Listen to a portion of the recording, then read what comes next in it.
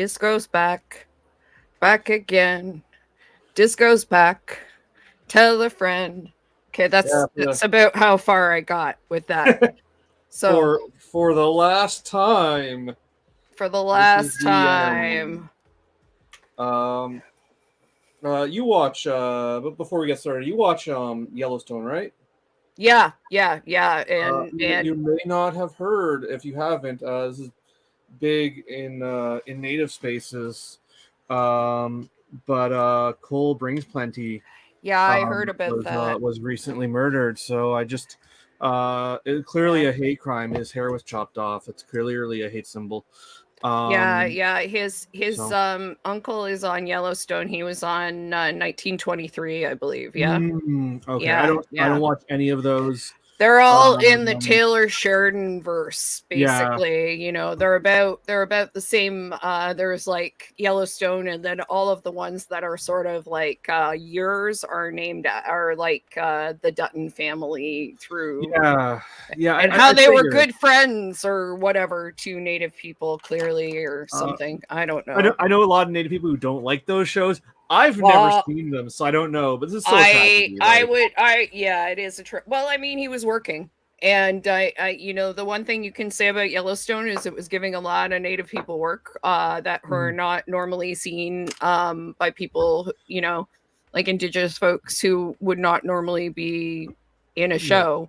So, I I mean, there's a lot of like bullshit about John Dutton or, them protecting the land and shit. But, the yeah, white folks are not doing, no. yeah. I mean, I've never watched a single episode. I I only would know it not from the. suggest you do it. I only know it from like the rhetoric around it and what I've seen in trailers, which it looked very. It looked like a western, and it looked like it probably treated natives the same way a western does, just updated. I think that is probably pretty accurate. I think you had a good read on it. And yeah, I mean, I started watching it because I was trying to finish a whole bunch of essays for my undergrad. And I was sort of like, I need to watch something that I don't really care that much about. And there was a lot of Yellowstone to binge. And so Mhm. that's what I did when I was like, I would write and write and write. And then I'd Like watch an episode. like how I watched a shit ton of House when I was in art school, because House is the sort of show you can just be like, background noise. I'm going to draw now. House, the funny thing is, and I swear to God, we'll get to Disco soon because we've got like more people watching than ever before. So thank you, Oh, do everybody we? who's here. We're I like don't. at 11. We're at like That's 11 dope. viewers, Uh, which is when sadly 12 when most. when I'm streaming the Indigenous Anarchist Book Club, I can see like in the corner up here what our viewers are, but Mhm. because you're hosting me, I can't see what the viewership is. Well, lucky 13, 12. Okay, it's going back and forth. But the point being, more people than usual. In any case, I was going to say, yeah, when Gary was sick, who is my partner, he was sick in the beginning of the pandemic and through the pandemic, not with pandemic stuff, with Crohn's. But when Oh, he was, they finally established what it was. yeah, it's Crohn's, and it was like a liver kind of Okay. infection that they didn't catch the first time. But when he was in hospital and they were trying to figure out what was wrong with him, I was watching House a lot because I found it very comforting because House would always figure it out, and I kept saying to Gary, you Right. know, if you were on House, he would have just killed you by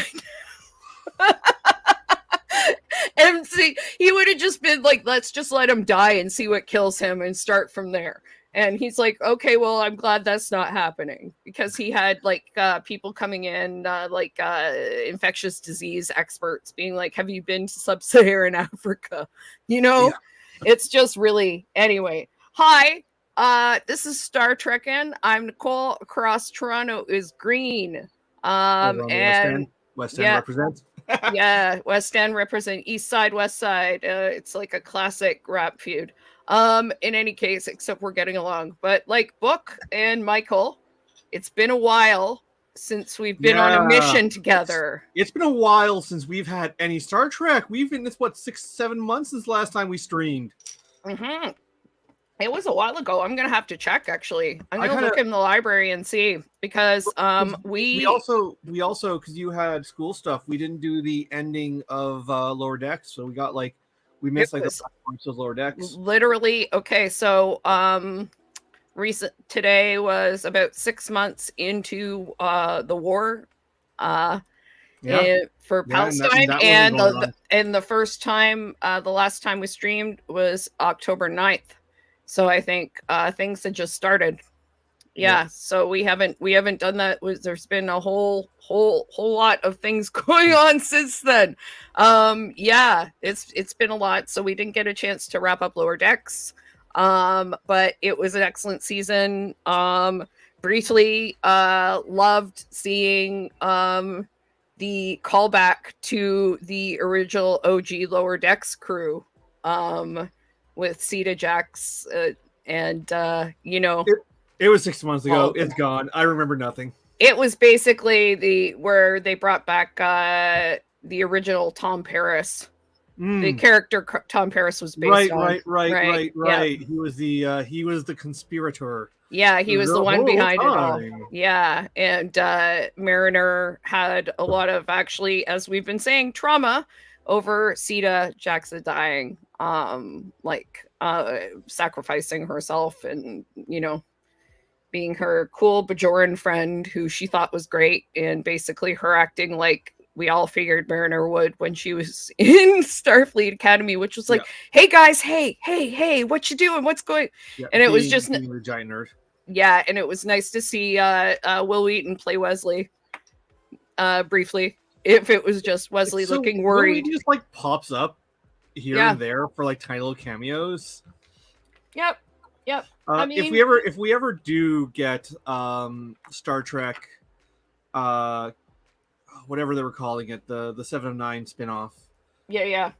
from Picard, Legacy. Legacy, Star Trek. If we ever do get Star Trek Legacy, and it looks less and less likely by the day, they've got to do something with Will Wheaton in there. No kidding, eh? Like they really do, because as we've said a few times, like his Picard cameo was a waste without meeting, all Yeah, of those it things. served nothing. It should have been moved to the third season where he could have met his half brother, like hello, and been like, Although yeah, different showrunners. yeah, it's just frustrating because I mean, I feel like Wesley would feel some kind of way about Yeah. Jack Crusher being named Jack Crusher when his dad is not Jack Crusher. His dad is Jean-Luc Picard. Yeah. But I mean, like we said at the time, Picard is like, that's his best friend. How would he be sad about him being named after Jack? If it was his kid, he'd probably do that anyway. I also I have. I think we were. I've we're here to discuss Discovery, not Picard. But I rewatched Picard season 3 in the break, and I didn't like it as much as we initially did. Yeah, I mean, like the nostalgia glasses really were just on full front, and I was just like, ooh, yes, give me the nostalgia chemicals.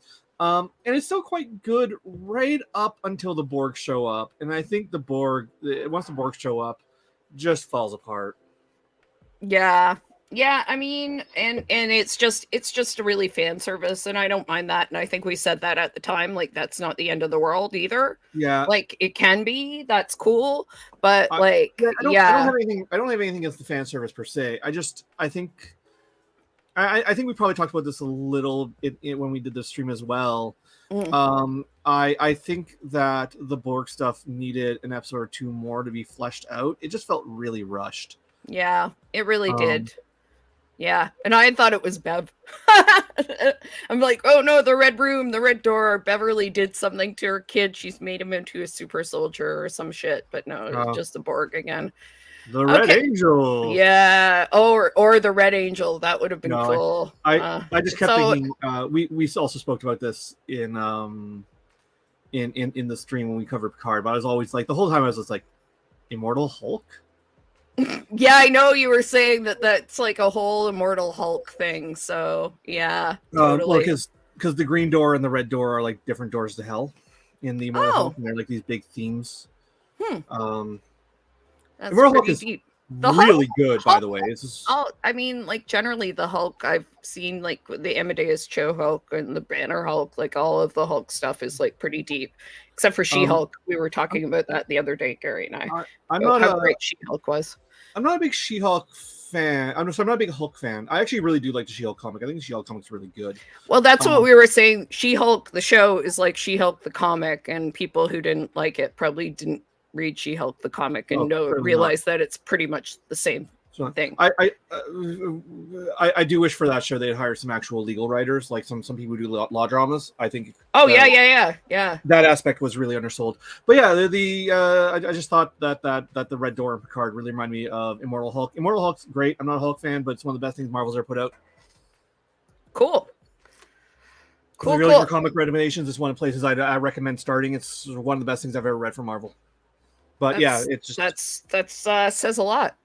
Picard really riffed on that imagery, intentional or not. I don't know. It's always hard to know. So I have lost my tabs again. I'm going to bring them up. I'm going to warn everyone right now that we are fairly unprepared. I just messaged Green and I was like, "Hey, so Disco," and they were like, "They're out." They're out, even though they had texted me about that before or messaged me. So I knew they were coming. I knew that they were somewhere in the vicinity. I just didn't realize it actually was landed. happening. Yeah. So they did land, and we've both seen them, so that's fine. But no rewatching. I did not watch it with the thought of streaming. I didn't take any notes. I have very little. So let's see how it goes. I never prepare for these. I try to take notes at least. I try to take notes of the important stuff, or at the very least, like what we want to discuss. But vibes only, and some recaps this stream. But hey, we're back, and that's the important thing. So, Disco, the first 2 episodes, directed by Olatunde Asun Tsunami. I'm sorry, I messed that up. And written by Michelle Paradise. And Under the Twin Moons by Doug Arnie Koski.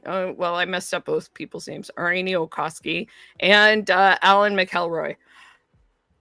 So those were, I think, personally, I thought really excellent episodes. How did you feel about them? They're solid.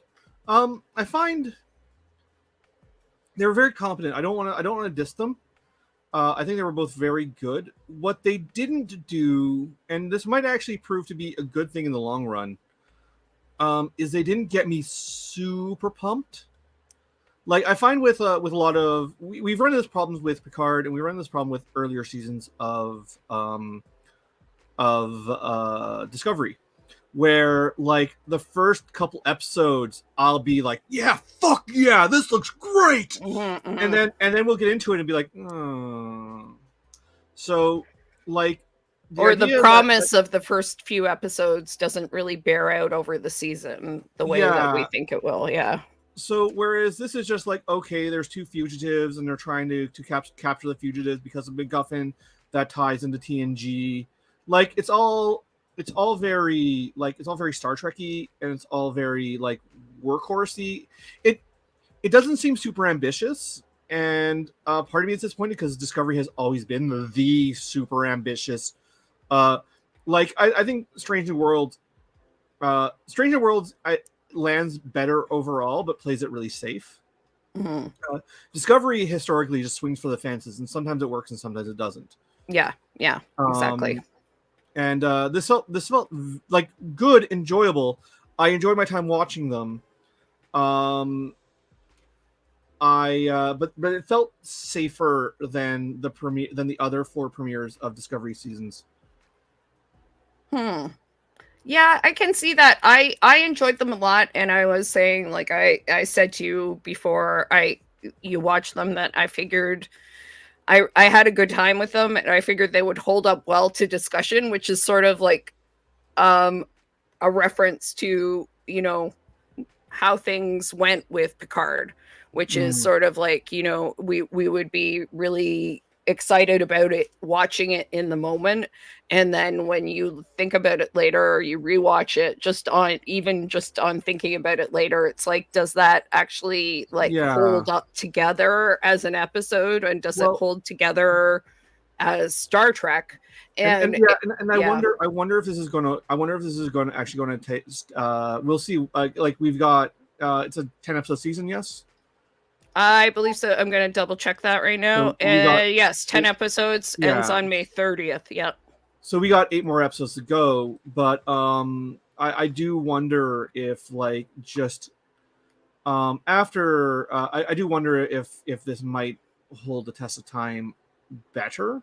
Mm. Although I love Discovery season 4, I think Discovery season 4 is some of the best Star Trek ever made. Oh my I God, don't yeah. necessarily feel that way about earlier seasons, but I loved 4.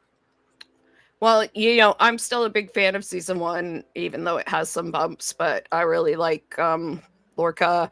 The earlier seasons have the benefit of having Michelle Yeoh too, which is great, and Yeah. having like mirror universe stuff, which is a lot of fun.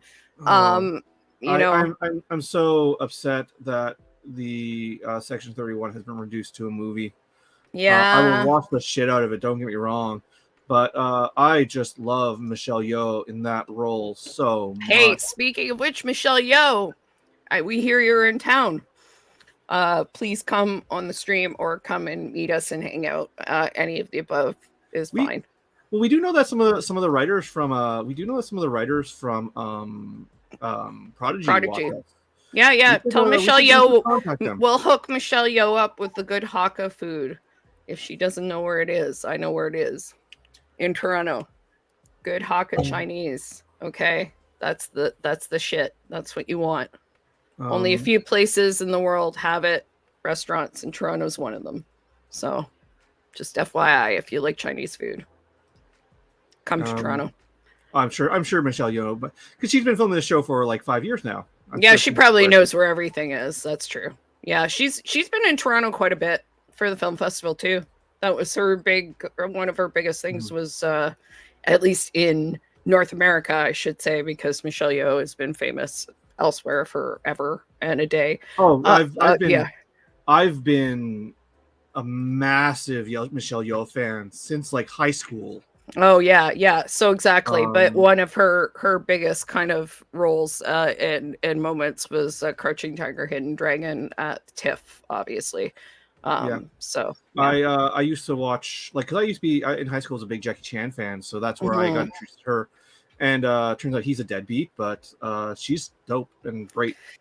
Yeah, yeah. I mean, what are you gonna do? Famous guy has kids and won't support them. So be it.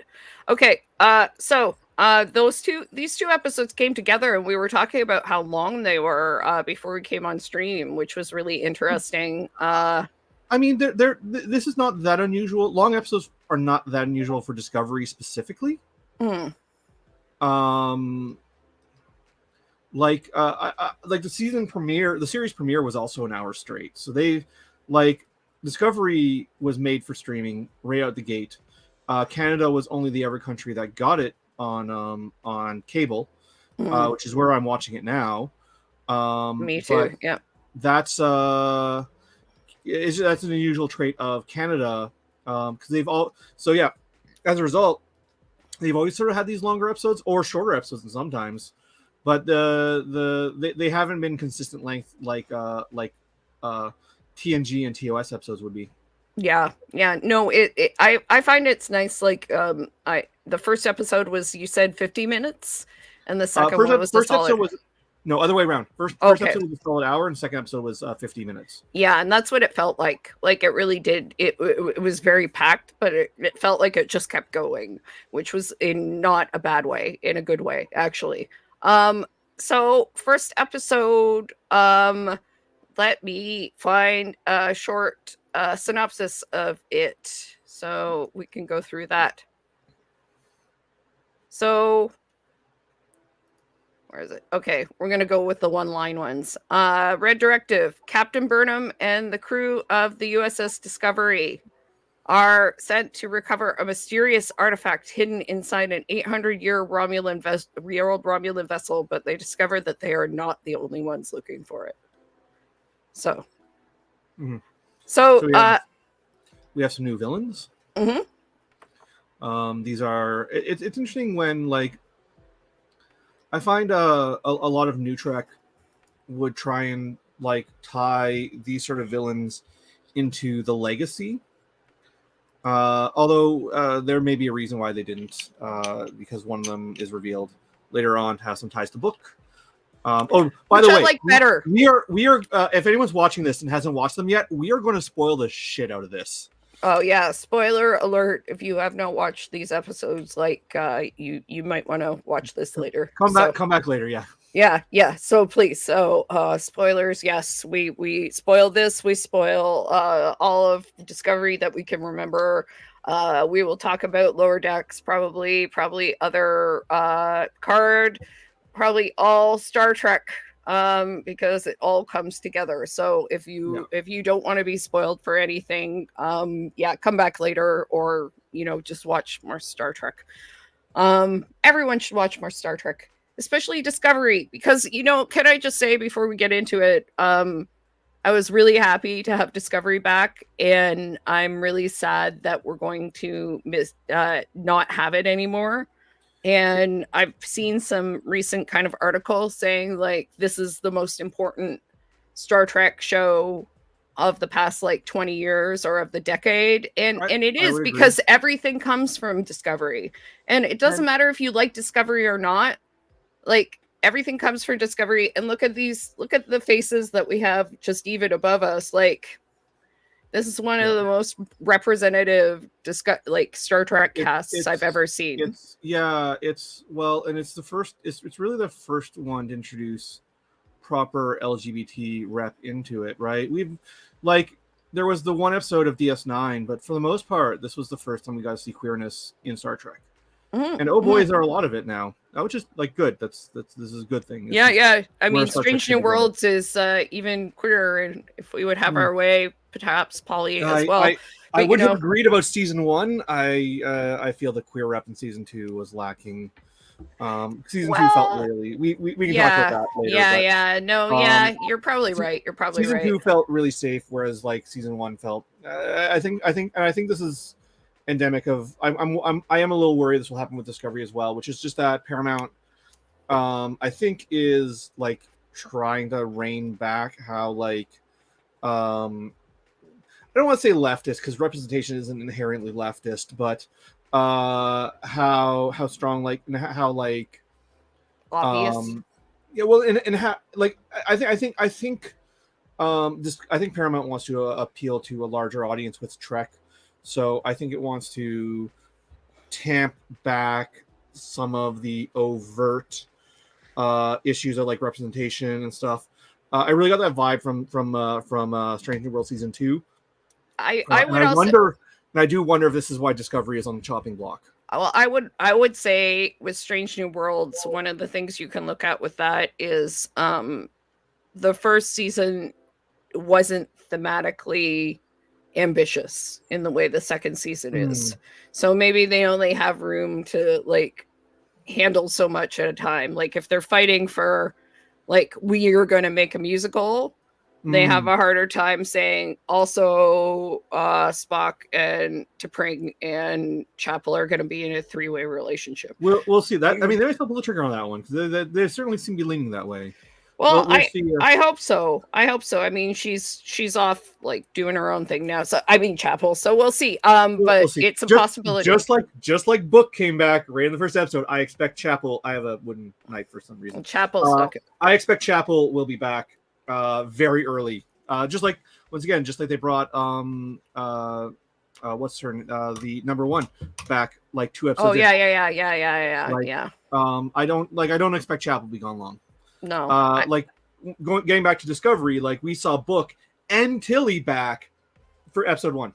Yeah, exactly. And I mean, Tilly's around for both episodes. Yeah.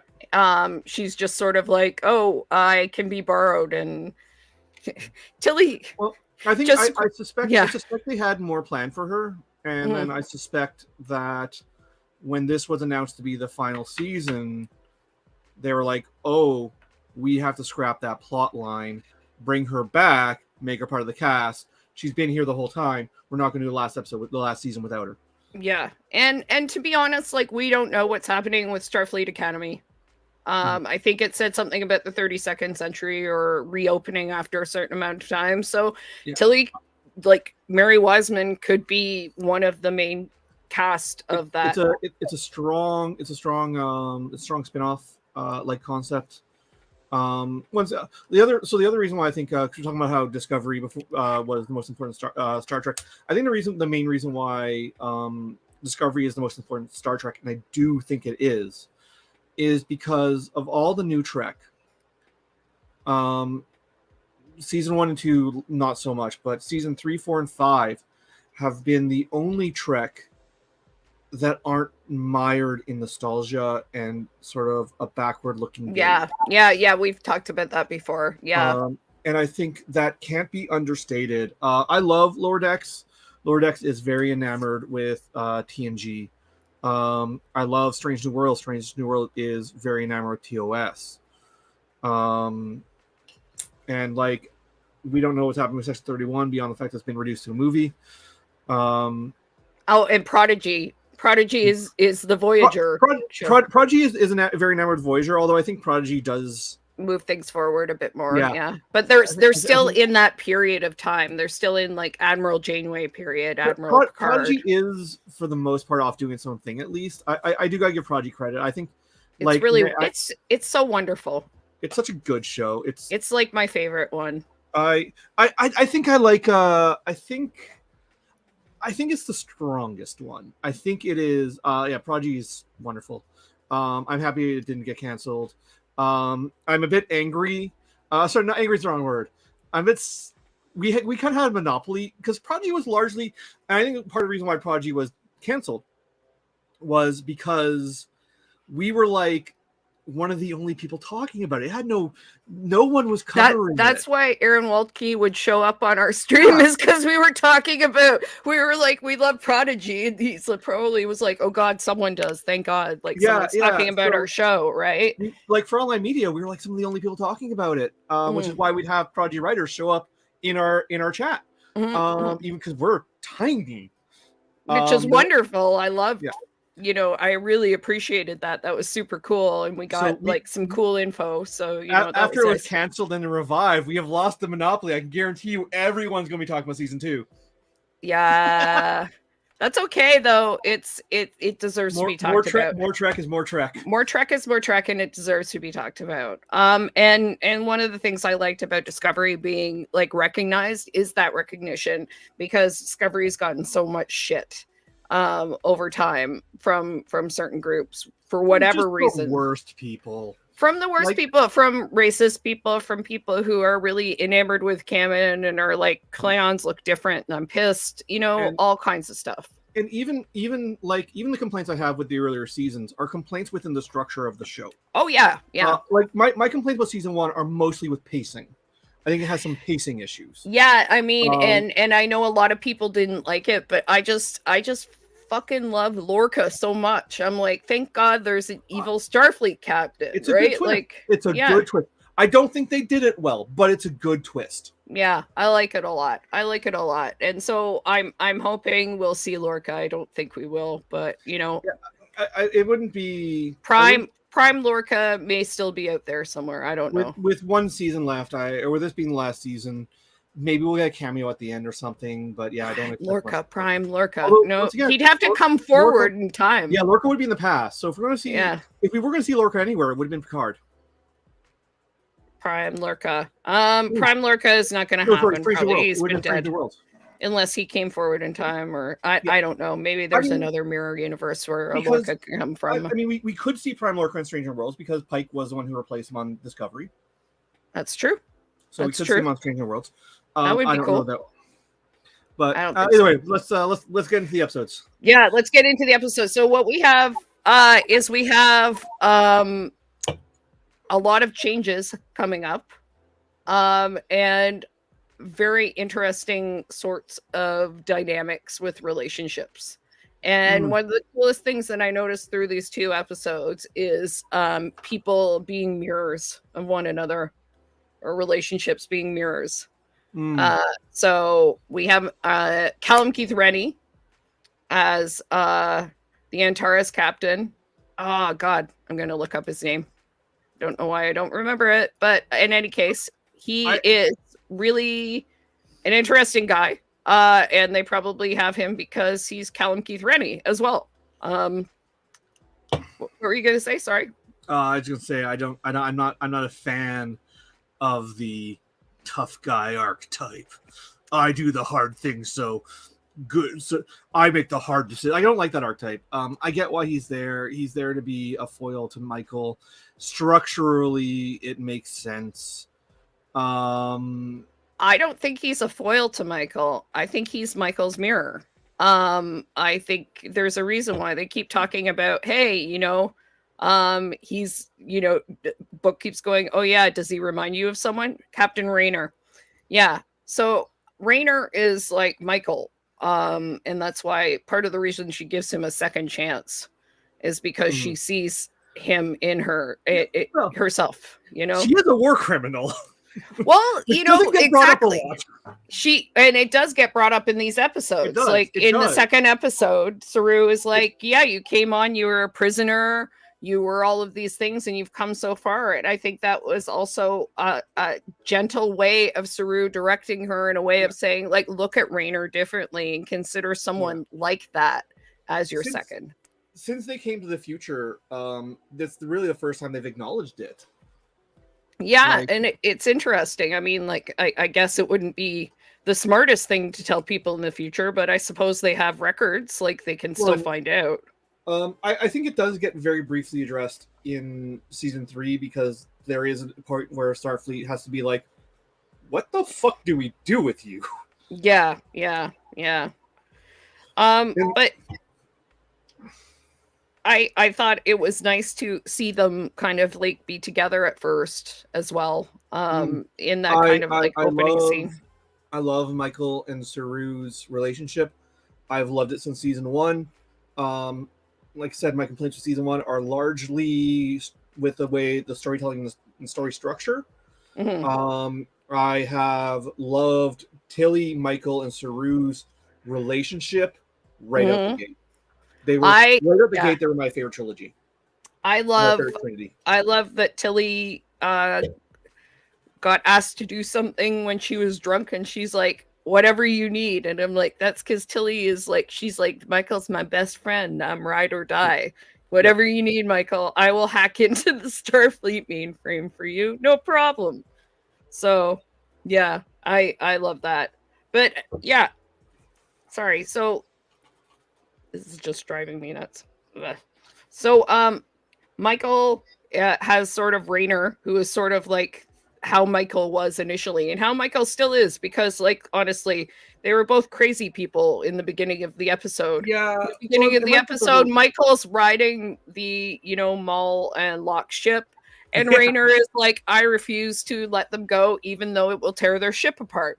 So I'm like, you guys are arguing, but you're basically the same people. And I think that's Vance realizes that too. That's kind of like why he's like, maybe you two could work together because you're exactly the same. Book says you're exactly the same.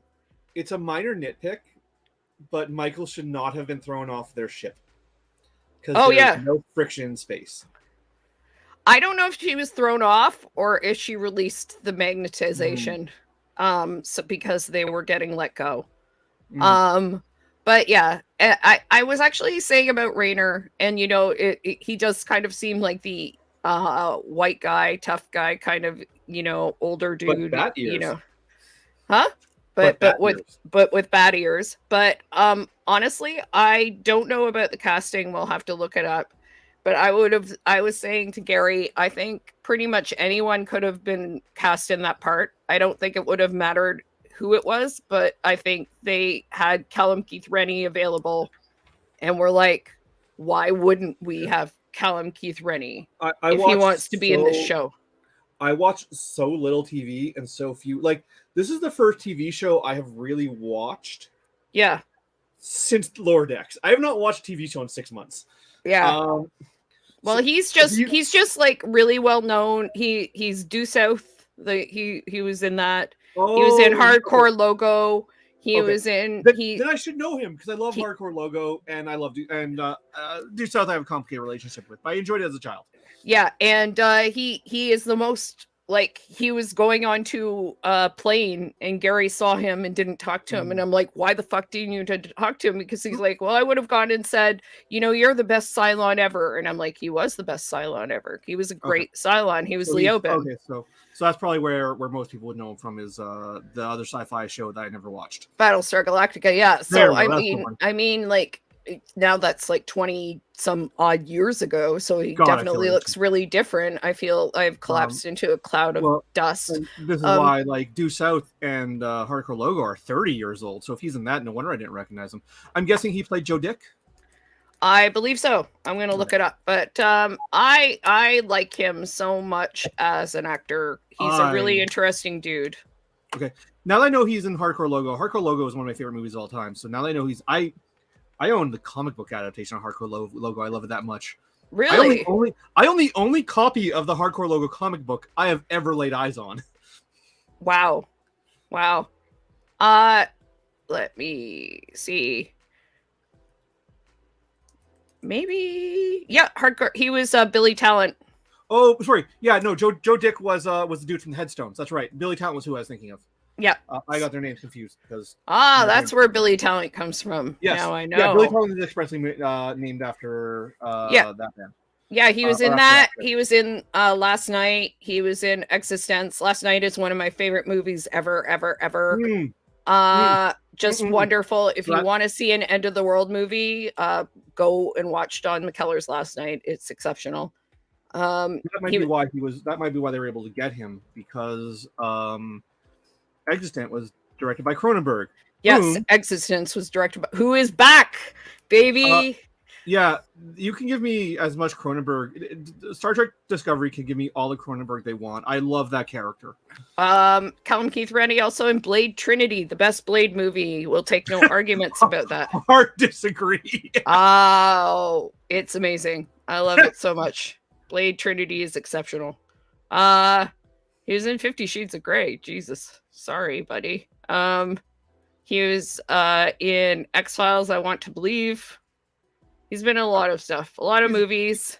Yeah, so I'm looking up now. He's X-Files, Outer Limits, Forever Night, Highlander the series. Yeah, he's a Toronto guy. These are all Toronto shows. Yeah, he's a Toronto guy. Due South, yes. Detective Stanley Raymond Kowalski. He's done everything. He's done literally everything. Every genre show that exists, more or less, Callum Keith Rennie has been in. So I'm guessing that's the main reason. And I don't think I've seen some comments about, oh, there's finally a white guy on the bridge, blah, blah, blah, blah, blah. And I'm like, yeah, but I think Saru?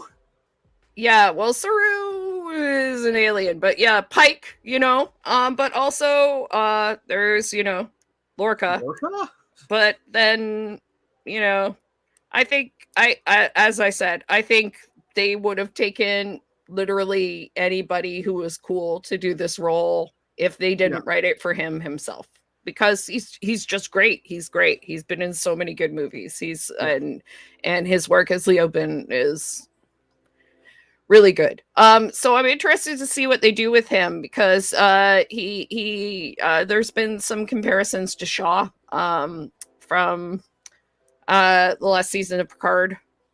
No, from Strange New. Last season of Picard. He does Shaw vibes. He does give me Shaw vibes. So he has vaguely Shaw vibes. I think he's more kind of a Mariner kind of guy, to be honest. Vance said he gets in his own way, Where I started to dislike, because I liked him at first, when I started disliking him was when he was on trial. In episode 2. The best part I really liked about him being on trial is as soon as they leave and Michael leaves, where she's like, you're not helping yourself and all of this, and then they leave. Mhm. he says to himself, I forget what exactly happens. He goes, shit. Yeah. And he's like, I've done it again. And that's what I really liked because I can relate. I did grok that, yes. Yeah. Cause so I think like he just gets he thinks like a lot of us, he thinks he's right. And he's Mhm. very passionate about what he believes and he gets carried away with it and then realized he's fucked up. So yeah. We'll see. He does remind me a lot of Mariner. I just there's a tough guyness to him that kind of rubbed me the wrong way, but But if not, Michael did the same thing, it wouldn't be the same, I it think, you was know? like it was his behavior in the trial, like Mm, in his post hoc rationalization of everything. That was the moment where I kind of turned on him. yeah. What Um, I think he's got, well, like we keep saying, oh, like most of Star Trek is about trauma. yeah, These days he's probably got some shit. Like he said, he's been on how many red directives? yeah. He's been with the Federation for 30 years, so he's with them through the burn. He's with them through the war, and so he's clearly got some trauma going on. Yeah, so I think he's just having some adjustment issues. It should be interesting to see, especially because Michael hated him at first too. Um, Yep. because you know he is Michael and Michael is him. They got a Kirk vibe going on. And so it should be interesting because Michael, I feel like, is in a better place as far as that stuff goes. Yeah, it's weird of them. I mean, clearly he's not going to be gone for the because clearly they're not going to take him away for the whole rest of the season. But it is weird that they would take Saru off the bridge at the start of the final season. I think it's because that's just where his story was going. Maybe it was too hard to kind of like I'm, move back I'm from that, even though they were this is a wrapping things logical. up. No, this is a logical place to take him. I'm just Mhm. surprised they're not doing it at the end of the season. I don't know. I really like his relationship, so I'm really excited we get to see more. And maybe I that's really what they wanted to do was like and yeah, and I don't give think us this chance to see this happen. and I don't think we're gonna. I don't think this is the last one. Like I don't think they're going to actually take him off the show. Like I don't for a second think that they're going to let Saru sit out the last season of the show. Although that'd be a great practical joke. I I was watching actually a video with Doug Jones, speaking of Saru, talking about action Saru, and his stunt double who did most of the running, who he's very appreciative of. But I was very amused because he was talking a lot with his hands, and he reminded me instantly about how he talks of the Baron from What We Do in the Shadows, Mm, because his hand gestures are exactly like the Baron's hand that's very gestures, funny. which I think is hilarious. Um, a show I started watching and then fell off of because I just don't watch fucking TV. Also, I canceled my Disney Plus. Yeah.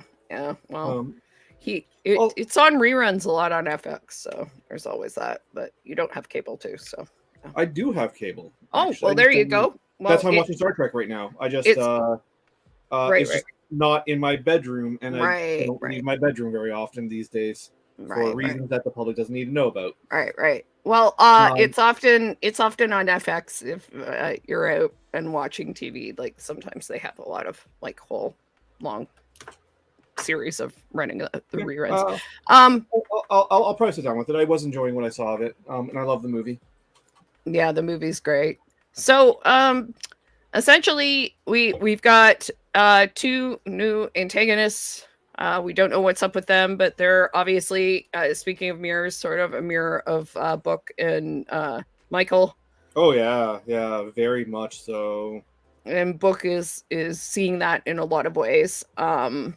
I was very much glad at the end of the second episode that Book didn't know her from like being evolved or something like that. It's just his old mentor's daughter, which is an interesting way to go. Yeah, we'll see. She clearly recognizes the name too, so she obviously knows what's up. Hmm. Um, yeah, I don't know. I don't know where they're going with this. So I don't know how to feel about it yet. We'll see. Um, what I thought was interesting is when you look at the episode titles.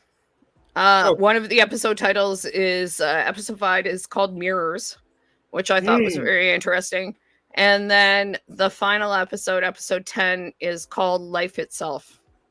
mm, So to me, that kind of indicates that this plot is the plot for, Oh, this is definitely you the know, plot. Like yeah. they wouldn't be. Although keep in mind, like, so we haven't really summarized the plot yet, which is fine. I don't mind just ad hocing everything. Nope, But this all ties we are into. unprepared. Yeah, I always just ad hoc everything. This is just how I go. But keep in mind that this does tie into an often an episode of TNG that I think a lot about, but that most people seem to have forgotten about. Okay.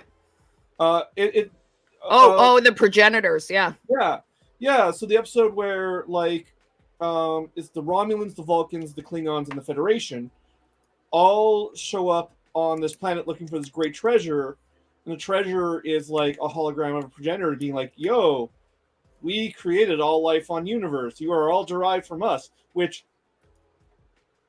I fucking hate. I hate the Because cherry. it's just to say this is why all the people are humanoid in Star Trek. Yeah, it's which doesn't make sense because that's not how evolution works.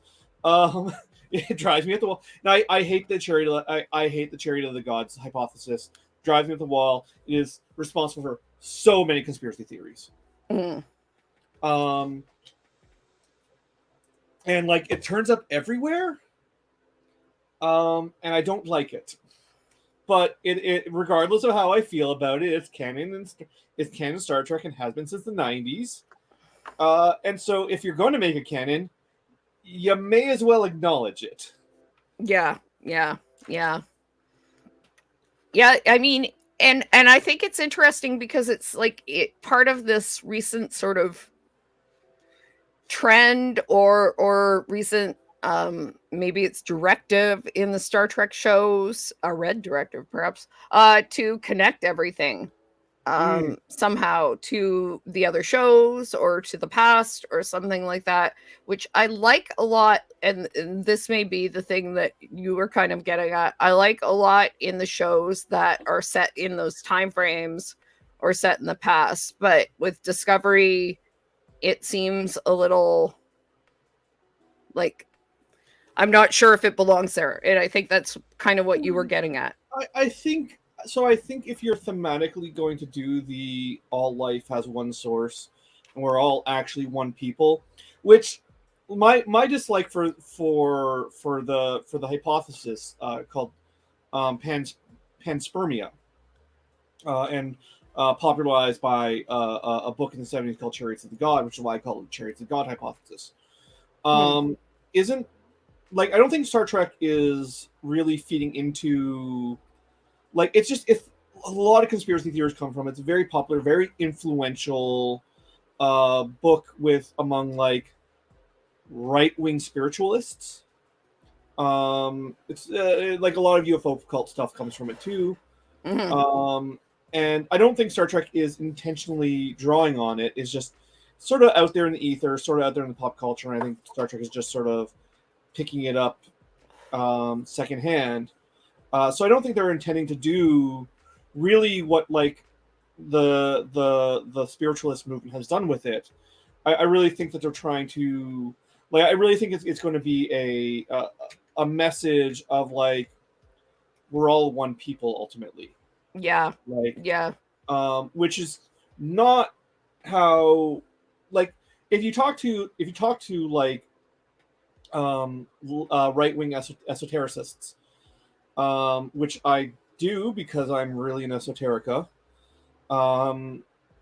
Although, for historical and philosophical reasons, I don't think aliens are going to give me superpowers. Aw. If you I want them so to give if me you talk superpowers. to if you talk to them, they will sound like they think that, but if you dig deeper into their ideology, they're mostly just white supremacists. Which I don't think is where Star Trek's going. But I get antsy around these themes regardless. Like Assassin's Creed uses them too, and Assassin's Creed clearly, like whatever else I have to say about Assassin's Creed as a narrative, clearly not like they managed to take a lot of like right wing conspiracy stuff and use them in a way that's not anti-Semitic and that's not racist. Mm. So it can be done. And I don't, but I get antsy around these themes. And that's fair. I mean, that's a fair thing to be concerned about how these things are taken and then taken as like legitimacy or whatever. So that's always like a fair thing to kind of be concerned about or look at and go, I don't love. Um But I once again, I'm it's not also sure why like it's interesting that they chose this specific I one. think I think Discovery, if you're going to explore this theme, Mhm. I think Discovery is the right show to do it with. Yeah. And I mean that's one of the things that I love about the show and I was so excited for it coming back is because like I mean these two episodes were very exciting but were um surprisingly action-packed episodes of Discovery. Um but they, Yeah, I'm not a big fan of like I don't go. We've talked about this plenty of times in the past, and the action's well done. I don't have any, but I don't go to Star Trek for action. mhm. Well, that's why I was Honestly, like kind of saying they were surprisingly for Discovery because they were still sciencing. Like the mm, science was happening, and that's what I love about uh, Discovery is they science their way out of things. But it was like even stopping the avalanche. oh, the two starships be like dome boom. That I thought was really fun. Yeah, Uh, and without the action sequence leading up to it, you wouldn't have a reason for them to do that yeah, probably I unless uh, it, yeah. I'm not gonna lie. I was on my phone for a lot of that sequence, so I kind of had no idea what happened. I Basically gather from the trial that what's his name, the other captain started it, but no. Sort of. Basically, Mull and Locke had rigged the tunnel they were going into to blow up behind them, so you couldn't follow them. So Rayner said, "Blow it before they get into there."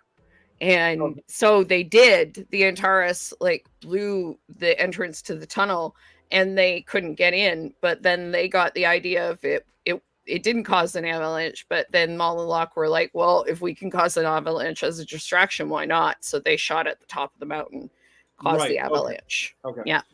yeah, I just I'm not interested. Like this is part of why I kind of tune out on a lot of social, a lot of media in general.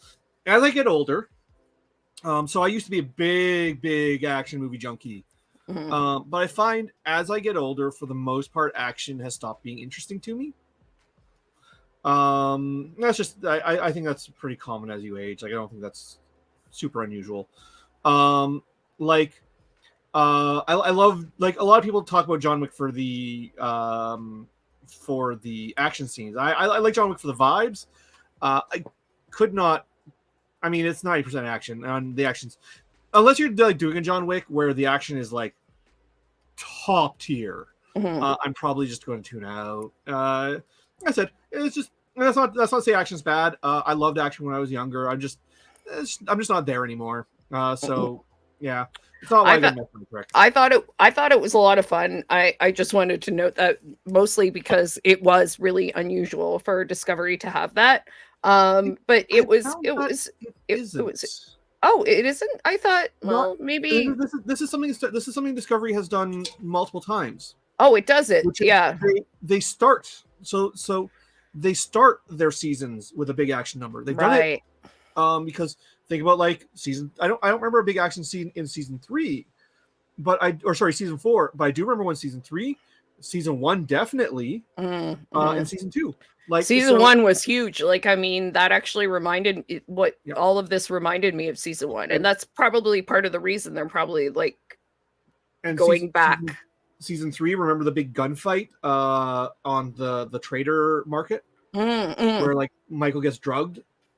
Yeah. Um, I and think there's a maybe I'm more thinking of season four because season four was much yeah. more like figuring things out and I that finale is one of like the Although best Star Trek episodes I've ever yeah, seen. well, Like, you know. and I mean season four does have a big action scene, sort of.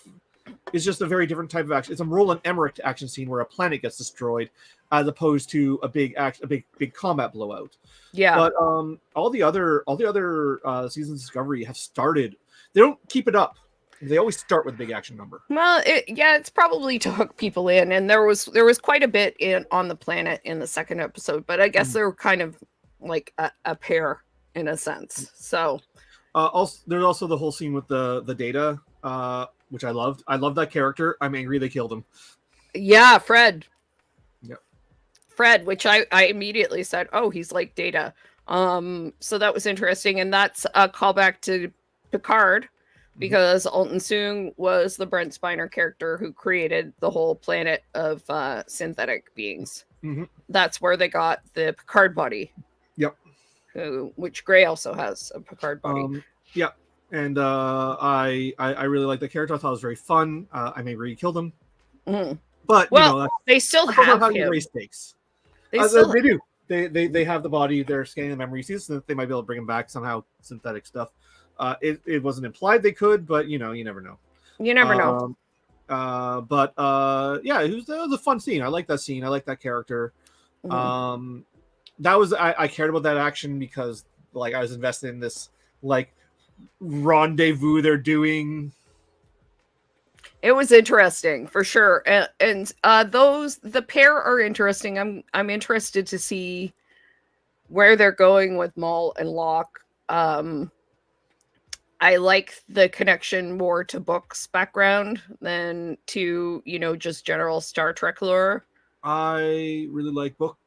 I'm always happy to see more Book. Really, like once again, I've always liked the characters on this show. I always thought all the actors were excellent. Like I said, my complaints on the earlier seasons are really in the writing. The performances have always been top notch. Yeah. Since we're sort of talking about both episodes, I'll mention the second one. The second one is Under the Twin Moons. On Saru's last mission as Captain Burnham's number one, the team ventures to a seemingly abandoned planet to hunt for what might be the greatest treasure in the galaxy. They kind of run. I watched them back to back, so they kind of run together for me. Yeah. Well, yeah, that's part of the problem. They are kind of a set. They do kind of run together. Well, Saru's story in this is very interesting in these two episodes. They have the oh no, it's his last day on the job. Will he die? Yeah. Gary was saying that. He's like, I'm very concerned about Saru. I at no point was worried, but I caught the tension. I'm like, I see the tension you're building up here. I do not believe you, show. Yeah.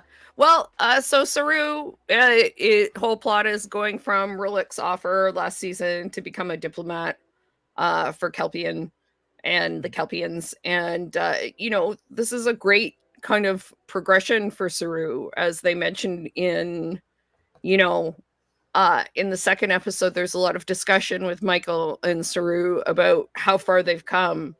And she calls Saru at one point during that episode the bravest person she knows, which I thought was really the nicest thing she could have said to him. I've always loved Michael and Saru's relationship. I love the sincerity between them. It's and they're so good at pulling it off because they're so sincere with each other. It could be hokey, but they both sell it. Yeah, no, there's real love between them and respect, and you can really tell that, and it's great. It's great to see, and it's great to watch, and just really wonderful that Saru was fully backing her up the whole time through this Red Directive stuff, and really great that Saru was honestly torn between whether he wanted to stay on Discovery or take this like larger role. I do wish we got to see more of the relationship between him and his ambassador. Like, I think that's coming for sure. Yeah, like and once again, they've only got one season, so they don't have so they're obviously like they have to start wrapping these story arcs because the show's coming to an end.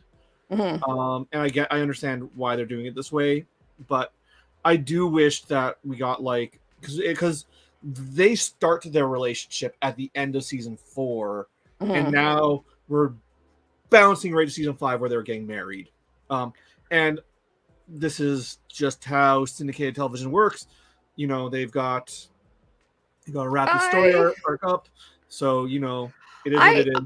I kind of got more from them that like the getting married situation was because, they uh They're they also decided that they're older, and yeah. they do, and this whole situation with, Saru basically tells her that he wants to spend his life with her, and he doesn't want to be away from her and risk, like, it wasn't that Mhm. he thought he could have been one of the people who died in the avalanche. It was more, in the first episode, it was more that he realized Mhm. that, if he had But died, is he would have been thinking of her.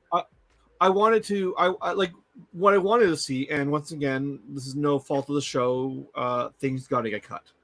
But what I would have liked to have seen is I would like to have seen the building of that relationship where he gets to the point where he's like, this person is so close to me that I think of them as home, because he calls her. He says, "You are my home" at one point to her. Um, and I suppose I can see where you're going with I that. I felt like last season laid that groundwork pretty easily, that I I bought it, well, like, immediately. and once again, I don't fault the writing in the show. You have limited time and limited audience. Limited time. You have limited audience attention span. Yeah, and they So obviously did a time jump. yeah, and I can accept that, but I do lament that we didn't get to see it. And I think the main reason we didn't get to see more of it is, and this time jump happened, is so Book can be there And to and I speak of the other relationship. You and I know, uh suspect as a result of this being last season. well, Like yes, really, yeah. that's why I think this is. Like I think this Well, is I think they might have played it out more if Book was not in the situation where he would have to be away for a period of time well, and could not return to Discovery. and Book and Michael are obviously the primary relationship. Like the what will happen to Book and Michael, like that's the romantic drive of the show. Michael's the main character. So Yeah. yes, yeah, exactly. And Um. so So you know, I don't like that. I don't fault them. I just wish yeah. we got it and understand why we can't.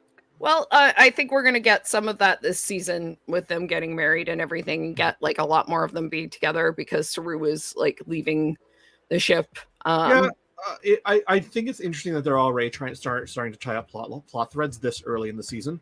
Mhm. But Discovery's always been a very condensed show, so not that surprising.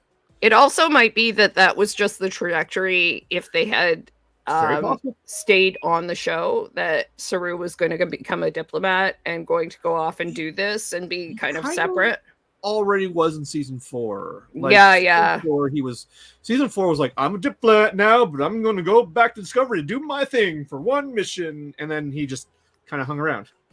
Well, he'd never had taken an official position. It was just they were Mm, doing more diplomacy, and it yeah. was necessary for that situation. But that it opened the door to him doing that. And I'm wondering Uh, if they plan to like have, if they had continued on, just have Saru be at Starfleet. yeah. You know, It's the logical trajectory for him. I'm happy for it. I don't like. I just there is the like the cop drama of your partner gets killed just right yeah. before he's going to retire. Like I was like, yes, I see what you're doing, show. What you're trying to convince us, Saru is in trouble, but in I fact he is I not. do not believe you. So Michael and Book are in a weird place. I guess. Well, Michael sided with someone who was willing to destroy an entire universe to get back to the person they cared about. Potentially, Book, you mean? Yeah, book sided. yeah. Book sided with, yeah, exactly, with someone who was in that situation and willing to destroy everything to potentially get back to the person that they cared about. I still love that character. I think he is amazing. He's a great So arrogant scientist. So over the top. Yeah, he was so over the top. I loved The him. rest of the show is so naturalistic, and he was just like, yes. Well, great. he was an arrogant scientist, Well, and I enjoyed that. And the show is very melodramatic, like Mhm. which is why, like, whenever Tig Notaro's on, Tig Notaro's like, hey, what's up? Just like really natural, and the rest of the show is just like always on melodrama mode. But speaking of which, Tig Notaro, Jet Reno was the one who gave Saru, Action Saru nickname. which is that's Jet Reno. Yeah. This show needs more of her. She's She's coming back. always great. Oh, I That know. was one thing I was going to mention. She's definitely coming back. She's not gone. The other thing I loved about is that Action Saru was in fact Action Saru to the point of using his spines to take out 6 drones at once. You mentioned his stunt double earlier, and I wanted to say something that slipped my mind. Like those foot prosthetics they have for him have got to be incredibly hard to run. That's exactly what he was talking about. Ground. That's like, exactly what he was talking about in the video I saw. This is because this is filmed in Ontario. Yeah, and I have spent my share of time running around in the woods of Ontario, and it's got to be extremely difficult in those shoes. Yeah, well, that's exactly what Doug Jones was talking about. He said that in those hoof boots, basically, that he's fine on set because it's all flat. It doesn't move. It's all like level. But he said if you're in the forest, there's roots and rocks and fallen branches and dirt and holes and all kinds of things. So it wasn't something that was going to be doable for him. So he was like, I give great credit to my stunt double. I hope you can't see the difference, but whenever something had to happen, I would tiptoe off and he would come in, and he said, not very Action Saru at all. So I definitely did not notice the difference. What I did notice is I was like, when he was running, like, oh, this is fast forwarded. Yeah, it was definitely fast forwarded, and he definitely had to have someone who was not him do the running. Yeah. Doug Jones is just so wonderful as Saru, just as a friend and as being when he's, are you proposing marriage? And I'm like, yeah, because it's the logical thing. I want to hug him so bad. I know. He's so sweet. He's so sweet. I really love that. That was really wonderful. Trina, are you proposing we get married? Boy, has the caffeine kicked in. Oh dear, how much caffeine? Well, these are 140 milligrams of caffeine. This is my second one today. Oh geez. Okay. So let me go over this. So yeah, like I think a lot of the reason that Michael has issues, Michael and Book have issues in general. I'm not sure about Book, but it feels like Michael, from the discussion that she and Saru have in the second episode about Book, that Michael has not had a lot of relationships. And also, as Gary pointed out, she was raised on Vulcan. So I think she doesn't understand humans. Well, I think also she doesn't Book didn't. What we find out is neither Book nor Michael really contacted each other. And obviously that was because I think Book feels terrible and Michael feels betrayed, and those are reasonable things, but those are things you can get over if you know how to have a relationship. And I realized very quickly in the second episode that probably at the very least perhaps Michael and Book have not really done a lot of that, if at all. And so they, at the very least, Michael was like, well, this is the end of it. I can't be with him anymore. I mean, Book's not technically a human. He's some alien, but he's functionally human, right? Like, yeah, he's a human with some animal telepathic powers, basically. Yeah, and his his planet has been in a bad situation for a long time. He's mostly been like trying. Right. He was trying to protect. His entire family's dead. Like his whole home got blown up. Yeah. So he has trauma. And Michael was not raised in her native culture. She was raised by Vulcans, who do not understand, who do not interact with relationships the same way. Well, her mom was human. Her mom is human. You're right. But I still think, although we don't get a lot of her and her mom, it's a lot of her and Sarek. It's not there is a little bit when Spock was around, or when Spock was around, there was more of mom, but yeah. and obviously her mom plays a big part in Strange New Worlds, but she's gone by that point. Well, I mean, her adoptive mom. There's also Michael's Oh, actual mom, oh who yeah, yeah. is No, no. who My, abandoned her and is kind of yeah, a jerk sometimes, but a Michael's badass, bio mom a piece of work. is a big part of season 2 and season 3. Mhm.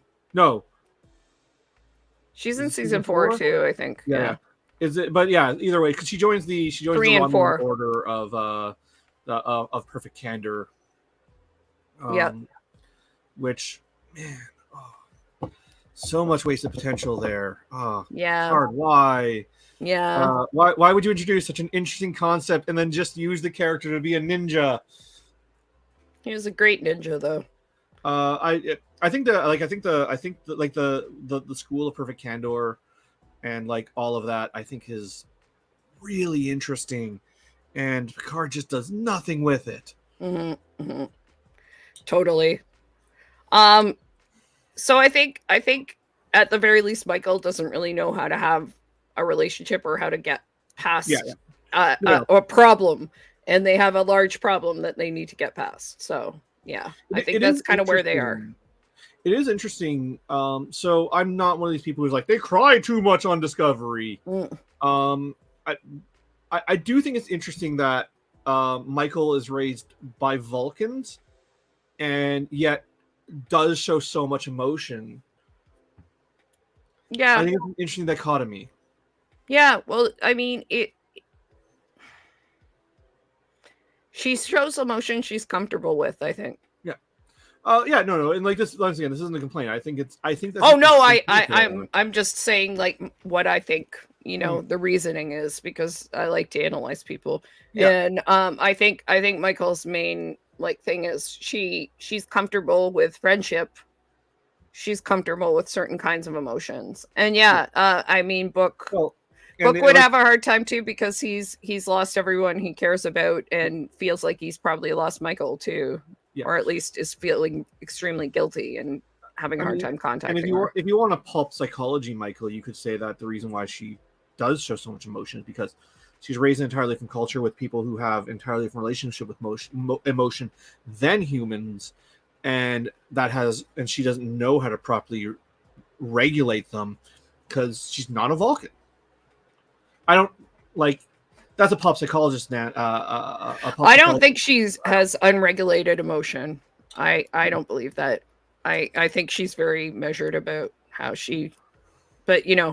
I think it's just more, yeah, I think it's more that she represses stuff that she's not comfortable with a lot of the time, or at least you see, and she does tend to kind of like shut down into like Vulcan mode when she needs to. So like she's like all business. So Yeah, it's true. yeah. I thought it Um, was really great in the first episode, like to show though how out of sync Book and Michael were when she's like, "Are you thinking what I'm thinking?" And they mentioned two different planets. Whereas before they always mentioned the same thing. They knew yeah, exactly what it was. season 3 and 4, they were always perfectly in sync, and Hmm. Yeah, and I think that's just, it was a really elegant way of showing that something's not right between them. It's not just that they haven't talked for a while, or Books haven't had to do work with Mhm. refugees or whatever. But Yeah, I was happy in the second episode that we got Grudge back, and Michael sucking up to Grudge, and Michael liking Grudge, because Grudge is the best and everyone should like her. Grudge is a queen. She is a queen. Yeah, yeah, Grudge is great. Space The cat. little mouse thing, Grudge just being like, Yeah, I know. I love that. Where she's like, Gary said, Grudge was like, that I know that mouse isn't real. That's a hollow mouse. I'm not getting up for that. Yeah. yeah, So oh, go on. no, please. I was gonna. If you have more to say, please say it, because I was just gonna start wrapping things up. Oh So, no, I was gonna 40. go to another, just another relationship. Tilly, who we love and who was great. Tilly ran away from the dude that she ended up talking to after drunkenly, who also likes to walk and talk. Mm. I found that really funny when he showed up and he walked her back to her cabin when she was drinking. She plays very funny drunk, incidentally. Michael, where are you? um, One was I maybe I wonder if I like got to the kitchen. I don't remember this, so I'm wondering okay, if so essentially, at one point at one point during my 2 hour viewing of these 2 episodes, I did get up to go to my bedroom to plug my phone in because it was dying. I'm wondering if this is the point that I did that. it might have been. Tilly had been drinking champagne with one of her colleagues, who is apparently a who right at the beginning of the episode, she sees him and runs away in the background, and I'm like, did she just run? And then he walks her back, and I was like, is that the guy that she ran away from? But they were having a very cute flirtation thing, and she at one point she goes, it's so warm in is it warm in here? And he's like, I don't know, is it warm in here? And then she's just doesn't know what to do and like basically lets him leave. But I was like, he was flirting with, you literally yelled at the TV, he was flirting with you, Tilly, come Tilly on. is super autistically coded. Yeah, Probably why I like her so much. yeah. But So I think also, she realized afterwards, because there's a great part where he leaves and the door closes and she smiles, she's like, and then she's like, thinks about it for a sec, and then she smiles again. So she's like, yay, that was great. Was that great? What did I do? No, it's fine, he likes me. And I'm like, that's a very autistic moment. it Um, was adorable. She's like, yay. yeah. Also, like Yay. autistic rep in general is usually very bad, and I usually don't like autistically coded characters. But I like Tilly. Tilly's great. Well, I mean, I usually, there are a lot of characters that I see that are ADHD coded that are kind of Mariner, for example, that some I like and some I don't, but I can see Tilly's really great. Tilly's great at, showing that, like, so many people think people Yeah. with autism or something like that, if she is autistic coded, don't express emotion. And she's so expressive and kind and warm. People do express emotion. We just express it differently. Yeah. Mariner in a worse show. Mariner gets away with being Mariner because the show is otherwise so well written. Because in most shows, I would hate Mariner. Oh no, but I think Mariner is amazing because she has flaws, like so many flaws that screw things up. As long as you have those flaws, aside from like the craziness or whatever, but they're balanced as well. Like, yeah, more autistically than ADHD, but like, Big Bang Theory is terrible. it's terrible on so many levels. I can't even. Like, the main character of Big Bang Theory is really autistically coded as well, and it's just fucking insulting. It's a stereotypical autistic. Yeah. Well, it's all pretty insulting, to be honest. Like, there's really interesting pop culture detective videos about them. Yeah, Pop Culture Detective has done some great work on Big Bang Theory. I've only seen a handful of episodes. My mother watches it, so sometimes when I go home, I'll watch it with her. My dad, apparently my grandmother was a big fan, which surprised me. No, I think not the thing I would expect my grandmother to watch. For some reason, boomers, I think, really like it. My parents really like it too. I'm like, it's terrible. Yeah. They're like, why? I'm like, oh, I can't even tell you. Yeah, I like, it's got my sister watches it as well, which surprises me. But I've only seen a handful of episodes, and I'll get the odd chuckle out of me, but it's not good. Yeah, it's annoying. But yeah, Tilly has some great moments in these 2 episodes, which I thought was awesome. I was very excited to see her again. She tried to hack the one of the best moments is she tries to hack the Starfleet security mainframe. Security comes in, Admiral Vance dismisses them and is like, well, I actually agree with you and would like to know what's going on myself because I don't know what the fuck's happening either. Apparently this is beyond Vance's pay grade even, so he's just like, it's a shame that I couldn't stop you, Tilly. Please execute your command. let's find out what's happening, because That's the thing I did see. So that was probably when Yeah. I came back, because I do Yeah. remember that part. Yeah, that was after she came back drunk and Michael had called her. And Yeah. basically she's like, Michael, where are you? Oh, you're not here. Anyway, and she's like, I'm going to have coffee. It'll be better. And then she basically asked her to do that, or asked her to find out. They like to do like Tilly be drunk while working, because they've done it before. Because season 4's and season finale, she was like drinking as well. Well, it was not a good scene in the season finale. They needed to. Her and Vance were having a bit of a drink because they're like, we could be dead any minute now. Yeah. Like, And honestly, I loved it. I thought it was great. I just it's just I'm like, yes, this is a thing they are now doing with Tilly. The other best part, the other best Tilly moment was like, well, I can't just strand them all on an ice planet. I mean, could I? No, I can't. Could I though? When she's talking about training the cadets, basically. Yeah. With Adira, who had some really good moments too. Actually, I thought. Yeah, I wish we got to see more. Well, I wish we got to see any Gray, but clearly he's coming up later. Next episode. Yeah, I mean they tease Adira's relationship with Gray, so it's clearly that they and he are going to have some time together, especially because they're going to Trill. Well, did you? I don't know if you missed the conversation Adira had with Tilly about Gray. Nope, I did not miss it. I got it. That's why I said like. So I'm not sure. That's what I was referring to. Yeah, I think Adira and Gray, I don't know if they're going to break up, but they're obviously having some issues because Adira doesn't have Gray for one time. Yeah. And we'll definitely see. I don't think they'll break up. I think that would be shitty. I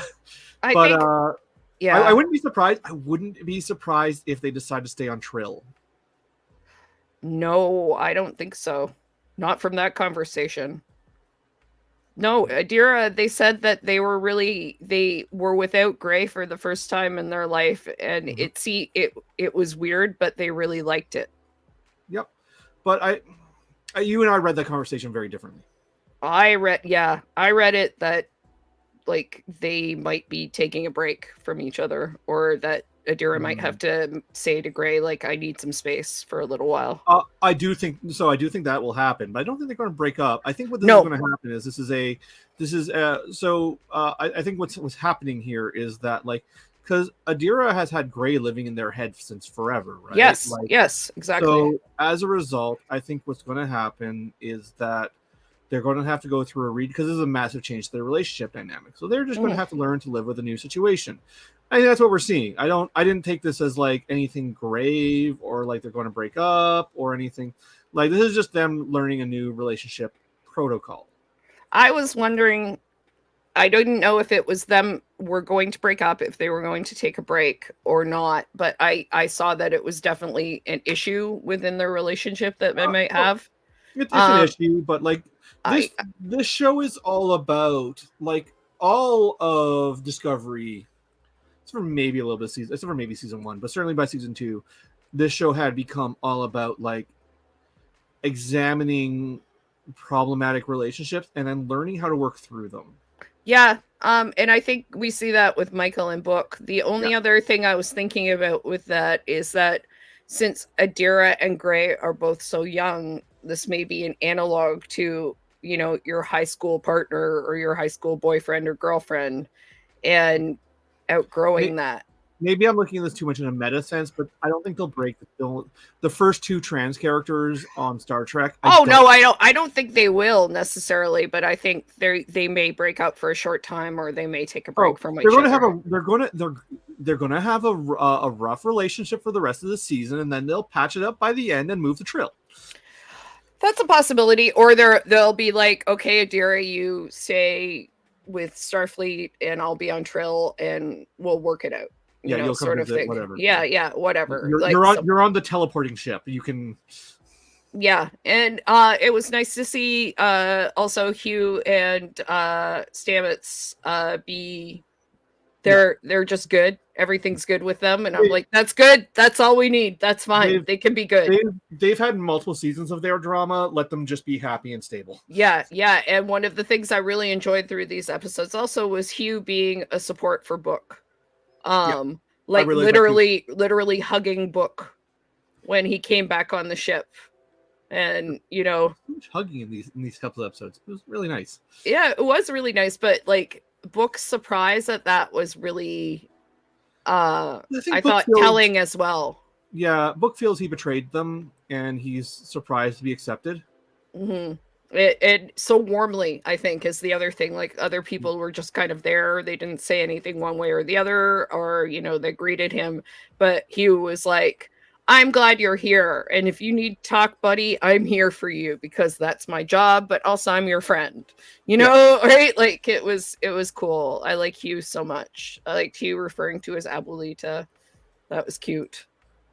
Now, I'm just suddenly reminded of the general in season 2 was like a counselor, and how an unusual dynamic that is. And I'm really I have issues with season 2, but like the idea of being like, no, you can be a counselor and still be on track for like admiralty, I thought was really interesting. Yeah. I mean, Admiral of Mental Health or some, I don't know, Yeah. like something like that. Um, Um, so great too. We saw Picard in the first episode, like literally a picture of Picard. yeah, it was just they did the same thing with Spock in season Yeah. 3. Um, Yeah. So that was interesting. And the party they were having was for Federation Day, which I thought was yes. kind of cool. Which is just basically the celebration of the Federation's founding, which they haven't had in quite a long time. Yeah. So, there was something else about Fred I was going to mention. I don't remember what, but that's okay. I'll figure it out later. It's fine. So these episode, the first episode was really interesting. Interesting to see Romulans, to see old Romulans. Yeah, and I love a speeder chase. It felt very Star Wars coded. Like I said, I was on my phone for most of it. I was just like, I'll be back when the action's over. It was fun. We're Well, crashing with the ship. That's interesting. that was see that's where that's where Book kept telling. That's where you missed Book telling Michael repeatedly that Raynor and her are exactly alike. Yeah, Through that whole chase, she keeps going on about how much she hates him and how much she's mad at him. And Book keeps saying, "Oh, sounds like someone I know. I can't imagine why you're mad at him." Like going like, "You are the same fucking person, Michael." Like, calm yeah. down, right? I mean, I was after Saru gave his speech to her about like, you need someone you are a force and you need someone to like push back against you. I knew that he was going to be her pick. Yeah. And I don't think she wanted him. I think Saru was kind of like directing her towards that, perhaps. Yeah. So in the second episode, let's see if we missed anything here. Yeah, again, just really nice to see these conversations between Saru and Michael. Really quite lovely. And I really enjoy them, and I hope there's not less of them because Saru's going off to become, a diplomat. Mm-hmm. So yeah, the mirror thing about Maul and Locke being sort of a mirror of Book and Michael when Michael and Book are having problems. Yeah, I was gonna say that comes up a lot more in the second episode. They're very interesting. They're people who like to steal things. They're in love. They're thrill seekers. That's what Book says. What they really are is they are Michael and Book. So in season 3, we have Michael and Book, and then season 3 time jumps a year. Mm-hmm. And then Michael and Book sort of have a whole life before Discovery joins them in the future. Mm-hmm. And really who they are is Michael and Book in that year time jump that we didn't get to see. Mm-hmm. And I think that is interesting.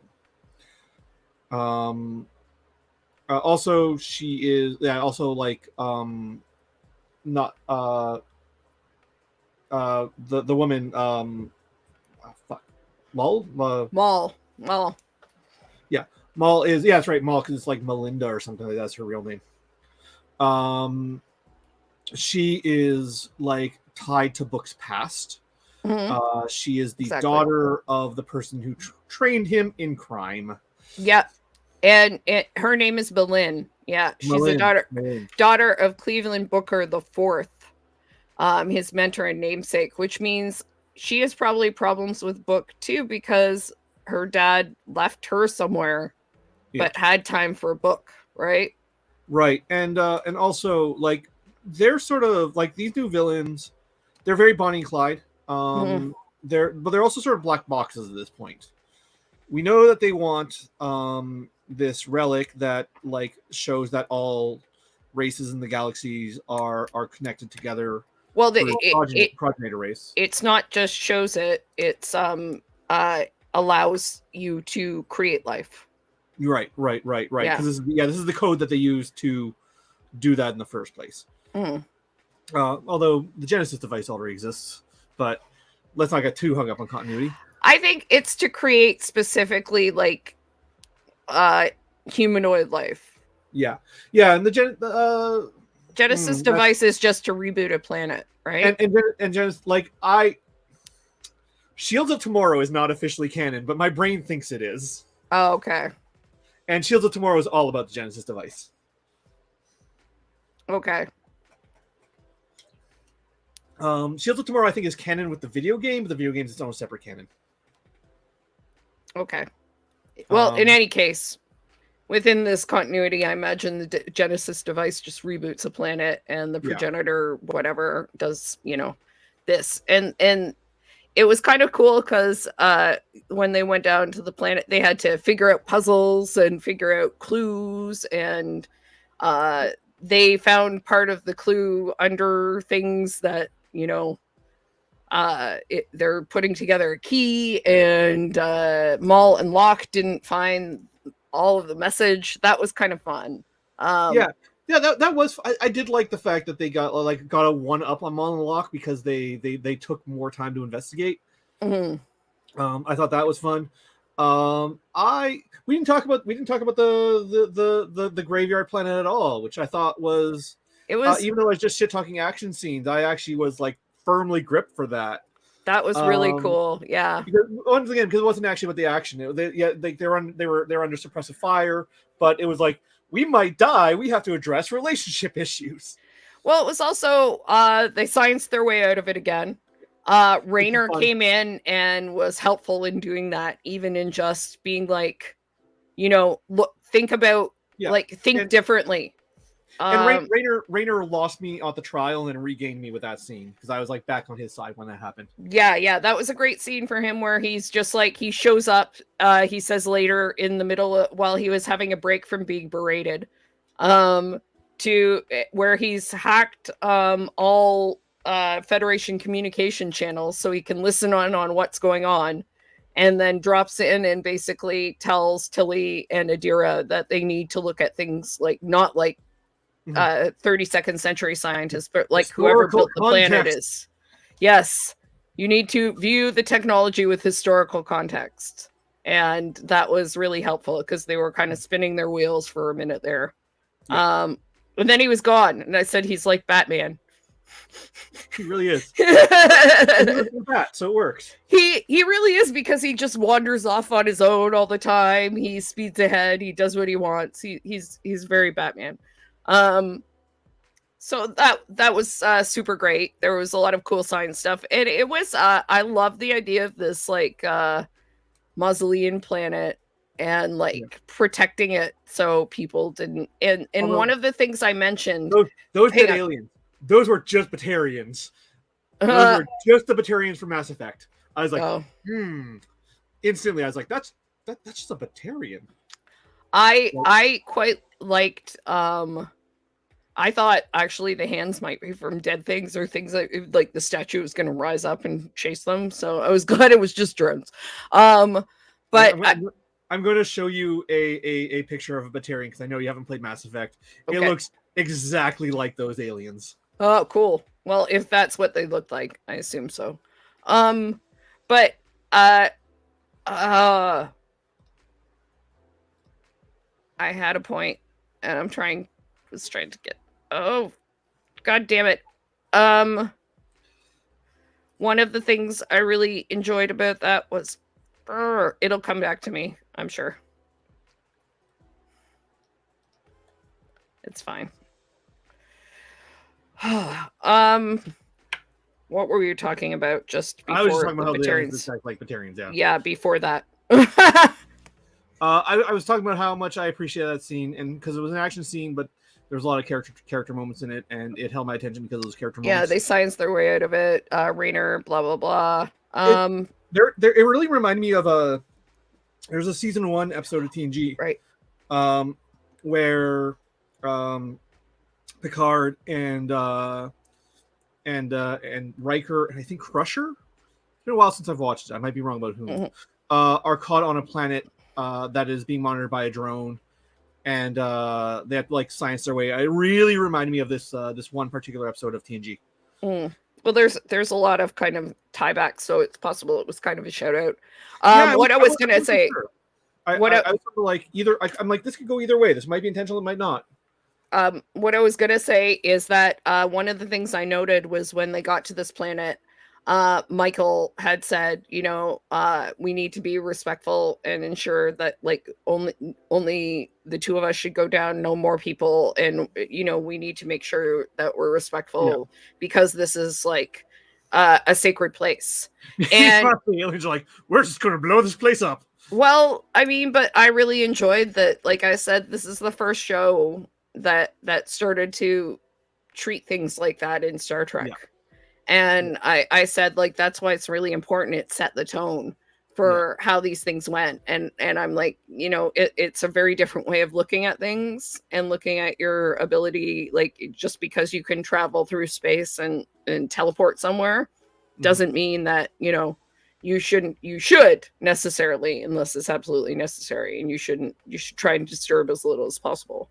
The other thing I really enjoyed through the sequence in the first episode was the deployment of the programmable matter and how much it showed up. Like Michael gets sucked. They have the portal weapon while Locke and Maul. Her body gets like spacesuited up. Yeah. They have a small version of the portal weapon for Picard. They drop that in front of her, it goes off, she gets sucked into space, and immediately her spacesuit goes on. I didn't grok that's what that was. I thought they just blew a hole in the floor. No, it was the portal weapon. Oh, interesting. Mm-hmm. And the programmable matter shows up in the second episode where they lose their phasers, and either they teleport them or just programmable matter creates a new one. I'm pretty sure what's happening is their programmable matter is making the phasers in their hand. There's actually a scene. I thought it was really fascinating.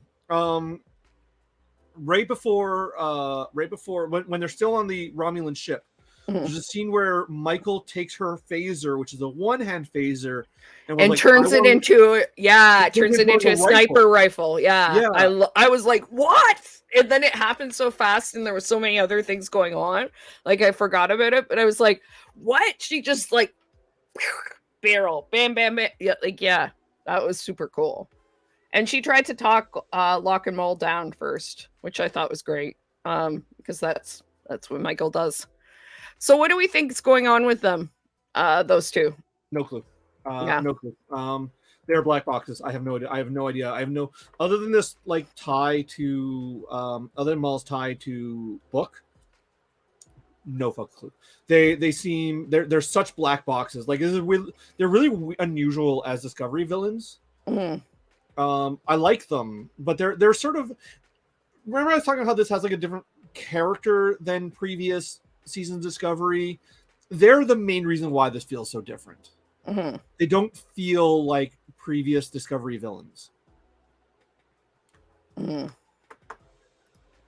Well, the last one was Tarka, and he was a very Tarka was Over also the lost. top, Yeah, but understandable. Like you knew where he yeah, was coming from. You were just like, "Whoa, yeah. you're taking this a little far, my guy." Right? Like, And then season three didn't. And then season three was the Orion. What's her name? The Emerald Chain. mm. Um, and then season two was didn't really have one, but it was basically the Red Angel. Well, And then there was like or was it the Kelpian who was blowing shit up because he was that, sad? that was season three. Oh, That that was was the end of season season three. three. So that's what I was gonna say about season three. I'm like, I think that was kind of the villain who wasn't a Yeah, villain. but he doesn't show up until the last two episodes. Yeah, Um, but they and knew stuff was re- happening. Like really, he was really, still it was doing the Emerald. stuff. Really was the Emerald Chain. Like Emerald Yeah. Chain was the villain, and then but this is why like I don't think the well I overall like Discovery season three. I don't think the last episode worked. We talked about that in our stream. Oh yeah, I don't yeah. want to There's retread a it. there are all kinds of reasons it didn't work well. Yeah. But yeah, the but so like we've had like these dedicated villains for, but we've known what their motives are. Mhm. And this there we don't know beyond getting paid. It's clear that their motives are more than getting paid because at one point at one point Book is like, listen, I'm with the Federation. We can just give you money, and they're like, it's not for sale. So we don't know what their motives actually are. Yeah, it's hard to say. It's hard to say. Like, I mean, obviously Maul's motive is going to change now that she knows Book is Book. Yeah, it's actually very possible that had he not said who he was, she might have taken the money. No, they weren't up for selling it Yeah. to begin with. They That's were right. I after. think you're right. I think the price gets negotiated before he says who he is. Now that you Yeah. mention it.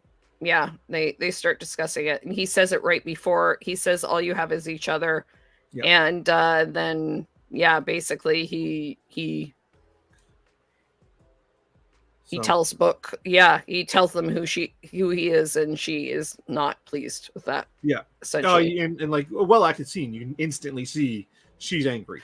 Yeah, and very that's the thing that I really liked. I liked that he was like, I know her, but I've only seen her on video screens, and she's the daughter of this guy. And I was like, immediately when her face changed, I was sort of like, oh, is this an ex-girlfriend or something like that? Like, is this the complication?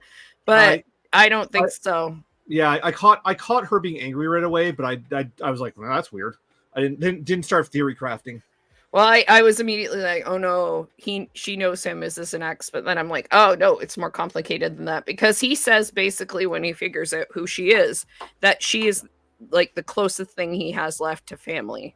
Yeah. Which is going to complicate again. I think it's great. Great thing, sucks for Book, but a great thing for the character and for the show, because he's already been in a position where he had to betrayed them. He didn't have to, but he sided with Tarka and tried to do some really terrible shit. Because he was traumatized and he had lost his whole family and his entire civilization. So I mean, now if he's in this position again, he may be in a position where he wants to save this person or try and convince them not to do what they're doing, which is counter to what the Federation wants, because he cares about her. Yeah. Yeah. 100%. Yeah. So, but I don't have a big wrap on like who they. Like I have no theories on who they are, what their ultimate like. They could be middlemen for a bigger villain, which wouldn't shock me, but also wouldn't shock me if they are just the protagonist through the whole show. I have no idea what to make of them. Yeah. It's hard to say. I think like because of this plot, we're going to have them for a while. Yeah. But I don't know. I don't know. Yeah. I don't know. And like I said, like at the start of the show, I was complaining about Picard season 3, and like big part of the reason why I don't think the ending of Picard season 3 works is because of the surprise villain twist. Yeah. Like, so I think surprise villain dicey. Sometimes works. Sometimes it really doesn't. I don't see a surprise villain. I just see them. They seem less villains and more antagonists. I think just because they're working at cross purposes. They don't seem like horrible people. No, they're definitely like. I said they're Michael and Book from the lost year after the season 3. Like, with a little less concern for other people and a yeah, little more concern for solely themselves, I think. yeah, because like between season 1, between season 3 episode 1 and episode 2, there's a 1 year time jump. Yeah. And which is weird because there's already a like 300-year time jump, something like that, 900 years, some 900, not yeah, 8 or 900-year time jump. 900. Yeah. So already, so yeah, season 3 we went through time jump and then another smaller time jump. It happens, but they're really remind me of like Michael and Book from that period that we never really saw them with. Yeah. So that should be interesting to see where that goes and kind of if Michael can recognize that and I think that whole thing is actually going to allow her and Book to work through things. I don't think they're permanently split up either. So Michael clearly grasped it because like she knows to call Book right away. Yeah. Right. Well, she knows what they are. I don't know if she sees how much they're like them, but yeah, you know, Book definitely we'll see. Does. Yeah, Book definitely does. Caught it right away. Yeah, for sure. And I think it's making him a little sad, which is fair. But I honestly think they're going to work through it. I think any problems that people have will probably get worked through during this, final season. Like, I don't think they want to leave people in a bad place. Discovery has always been very much about hope. And I think it's going to be a hopeful, nice ending. I agree. So do you have anything else you want to add or any other thoughts about the episodes? I don't have other than like I don't think Gray and Adira are going to break up. Like I said, they're definitely going to have some drama. Not permanently, or I'm not worried about their relationship. Like I said, they're going to have some drama, but I think they're going to work it out. I don't have a lot of predictions for where this is going. I do think similarly, I do think Book and Michael are going to have a happy ending. Because like when they initially. And I don't know if it was always the intent because when they started shooting this, they didn't know it was going to be the last season. They had to do a bunch of reshoots, which is why it was delayed. Because they're like, oh shit, we have to start wrapping up plot lines. Yeah. So they did a bunch of reshoots. So who knows what the original plan was? Yeah, it's hard to say. Something I saw that was just interesting that I'll bring up again about Raynor. Is might just be a canon nod, but sharing the Grand Kite Order of Tactics honor with James T. Kirk is a hint at what they're going for, with echoes of that legendary captain finding himself out of touch in post-Praxis 23rd century. This is a review from trekmovie.com that mentions that. So him being a Kirk analogy. They're both very Kirk, Michael and him. Didn't grab it. Oh, you didn't? I was like, he's very Kirk. Yeah, no. I totally missed it. But now that you bring it up, I'm like, oh yeah, no, that perfectly lines up. And I think that's might be an indication of like a lot of these Trek shows kind of like Strange New Worlds kind of rehabilitates like problematic stuff from the original series in some ways sometimes, right? Especially with the characters, especially with like say Chapel. Maybe Raynor is really a way to rehabilitate sort of the Shatner kind of version of this character and make a different character that's like a more thoughtful kind of person who's seen some shit. A more critical version, a person who's seen some shit by an actor who's known to play really complex, interesting parts and bring a lot to them. So yeah, we'll see. I don't have much else to say except I was really happy to see everybody again. Rewatch Hardcore Logo. What? My only takeaway from this is I gotta fucking rewatch Hardcore Logo. I love that movie. I haven't seen it in years. Oh, and Saru, one of the last things Saru packed was his Kelpian knife. They pointed out. So Michael's like when Michael was like, your room will always be like this. I'm like, no, it won't. You're on a spaceship. That's what I was thinking of. Like, what is it going to be? The greenhouse now? You're just Yeah. going to transit. You're just going to be like, Saru's room is now the greenhouse, guys. And I'm like, yeah. Does Raynor not have to move in? Like, does he need? You have other quarters. You have a lot of quarters on Discovery. Just like, is this like a deal? He can only live there if he keeps Saru's greenhouse going. yeah, you gotta live in. You gotta sleep on the moss like Saru. Okay. Because I was like, his bed is moss, man. Like, what the hell? So I mean, but that could be a fun scene. yes, it could. It could. Maybe we'll get that in episode 3. We'll get like the them explaining to him that you gotta sleep on the bed of moss. Here's how you take care of it. It's fine. Michael's room is great too. I always every time I always forget that she has like so many great couches and chairs in a circle, like a talking circle. That her and Tilly aren't roommates anymore. Well, no, because Tilly's somewhere. She's the captain. She has the captain's quarters. It's not as good vibes as Captain Pike's quarters. Captain Pike's quarters is just like a cool neighborhood hangout where you chill and watch people cook. Like that's what it feels like. It's just like, or the best house of anybody Michael's is very professional. It is, but aside from the nice, comfy chairs around the talking circle, so everyone can discuss and not be at the head of a table. Mm-hmm. It's very Michael. But yeah, that's one thing I like about the design in this, and most of the shows is that like they've taken care to make things really personal, even though they're generic Starfleet.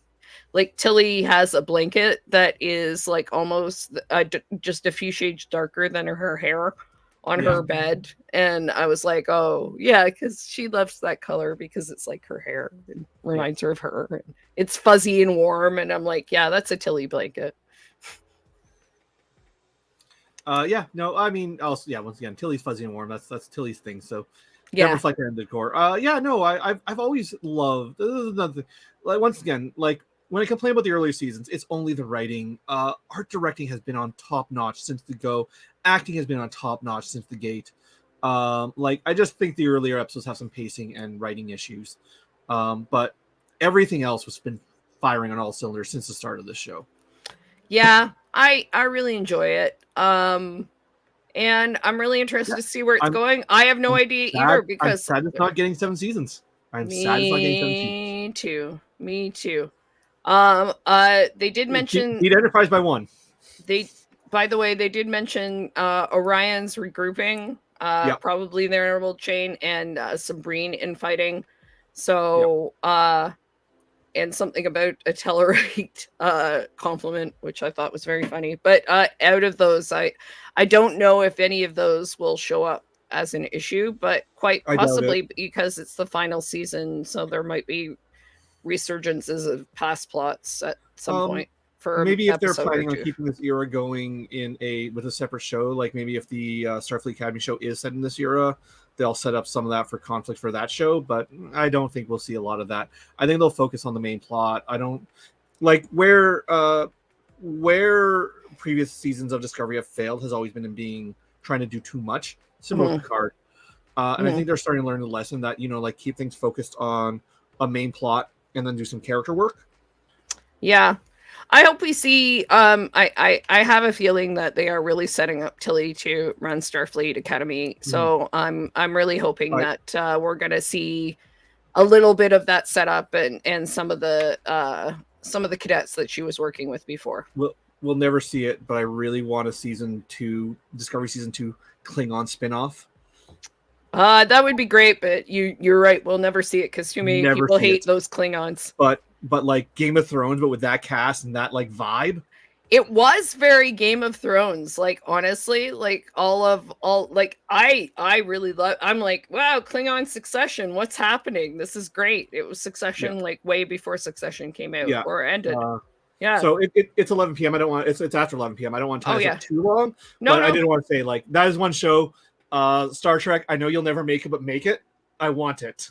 Yeah, no, that would be amazing. Would love to see more Klingons. That would be a hell of a makeup budget, though. So yeah, we don't know what's gonna happen. We were unprepared, but managed to talk for a couple hours about these 2 episodes, which were a great start to the final season. Very sad, but it is It is what it is. So Yeah. And like I said, I'm excited for where it's going. I will happily follow it to the end. me too. Me too. So yeah, fingers crossed for a great season of disco, but almost all seasons of disco are great. I don't know if we're going to get up to the point of like decoding an alien language with, mathematics and pheromones, and needing multiple people from social sciences, humanities, and science to come together to science in the best way possible. But Mhm. I don't know if we're going to reach that height again, but I live in hope, and I trust Discovery I to make an attempt. I think even though like I have some reservations about the subject matter for non-Star Trek related reasons, I think this is a plot they can turn, or is dealing with subject matter because they're dealing with like the foundational concept of all life in the universe. I think that if you want to do like a grand unification where like I think this themes are grand enough that they can hit those heights. Whether they do is a different story, but I think the potential is there. Yeah, and I mean, that is the one of the groups of aliens that we've seen that are not humanoid. Yeah. So they may have to return to talk to those that civilization about how this happened if they've been around so much longer. Yeah. Or, Absolutely. or something like that. And as we see in the picture behind us, the writing, the Romulan writing Mm, from the yes. diary, et cetera, from the tombstones is there. So obviously this adventure treasure hunt is going to continue for a little bit, I think, which is fun. I love it. I really enjoyed it. I like the whole escape room puzzle solving of it all. Yeah, it's Amazing fun. raceness. It's uh it's a it's a good premise to build an episodic TV show on. Yeah, It reminded me of National Treasure. it does remind me of National Treasure, and as I just said, it's kind of like a Star Trek Amazing Race, Yeah. except Uh, with way higher stakes. So maybe more like National Treasure, yeah. yeah. Which is a Yeah. good movie. A good movie if you haven't seen it. National Eh. Treasure. I am ambivalent on National Treasure. I neither like it nor dislike it. It's entertaining, is what I find. It's not okay. Maybe not a good movie. It's an entertaining movie. Yeah, that's fair. It's yeah. I would maybe yeah. I watched a little media. My standards are so high now that like nothing pleases me. I know I generally enjoy things on the level that I can. You know what I mean? Like yeah. It's like I said, it's where I'm at now. This is the first TV I've watched in 6 months, so that's just which was not the case, by the way. I used to watch a shit ton of TV. I watch a Just, ton of TV. I mean, I think either way, it makes you have higher standards because if you watch a lot of TV, you see a lot of bad TV or TV that's just kind of meh. And if you I don't watch a lot of TV, when you come back to it, it's either not interesting or interesting, right? So I've just like I said, it's the I've watched a lot of TV over my life. As a big part of it is the streaming. Is, streaming is a big reason why I stopped. yeah, Yeah. it's burnout. It's a real amount of it's exhausting. I watch a lot of video essays, just stunning amounts of video essays, and a lot of news, just staggering amounts of news. Yeah. But other than Dropout, I don't have any streaming services anymore. Yeah. Well, So I get my like half hour of Sketchcom every week. well, that's good. I mean, whatever works for you, really. Yeah. I will say Shogun is great, though. I've heard good things, and I did really like the original Shogun. So, it's I did not see the original Shogun, but X-Men it's much better. 97. I'm a big X-Men fan. I've heard X-Men 97 is great too. It's gotten great reviews. I just so Disney gives money to Israel, so I have re-upped my Disney Plus account. It's not on the official BDS boycott list.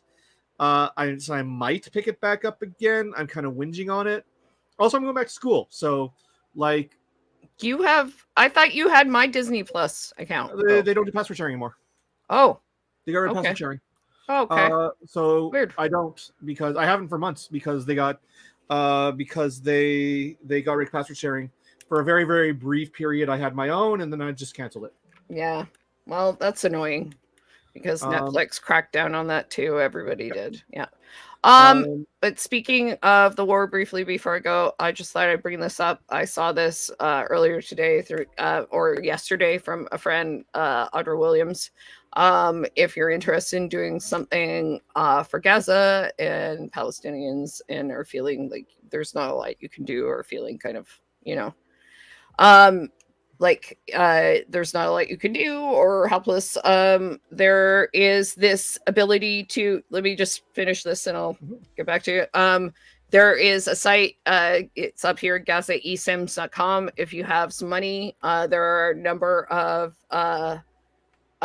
cell phone providers that are offering discounts for people buying eSIMs, and these eSIMs are being transferred to people in Gaza who need them, who are cut off from being able to connect or communicate with the outside world. So if you have a little bit of extra money, maybe like $14, $7, whatever, you can buy an eSIM for someone in Gaza for a month or so. So if you have the time or if you have the money to do that, this is a great cause. And I think it's a great idea and a great way for a lot of us to feel, like we're making a difference in someone's life. I would also just like to say, support BDS, boycott, divest, and sanction. BDS has a list on companies that are being actively boycotted. Mhm. Some of it, my other stream, my politics stream, went over the whole Canadian list. Some of it literally can't be boycotted. Like the entire Ontario government is on that list. You kind of can't boycott it, but like try High to do your school, best. I currently am not drinking Coke products or Pepsi products. The energy drink I have been drinking this entire time is Guru Energy, which is not on the BDS boycott list. Also, Guru, sponsor me. Give me money. Or just give me energy drinks. Just pay me in energy drinks. I mean, yeah, if I were not already boycotting my school by being on strike, it would be very difficult for me to boycott my school. But you should still boycott as best you can.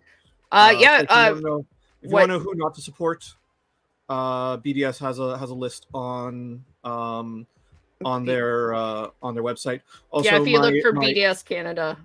My other stream, the one I do on Alternative Sundays to this, we are currently reading. It's a book club. We are currently reading Israel, Palestine, and the Queer International, by Sarah Schulman. Obviously, all about Israel and all about BDS. So tune in there. Happen alternate Sundays to this on my channel, A Bright Green City. Yep. Not to be confused with a Neon Green City. My Twitter, it's confusing. Basically, someone on Twitter is camping on A Bright Green City. I can't use it. So I went with Neon instead. Yeah.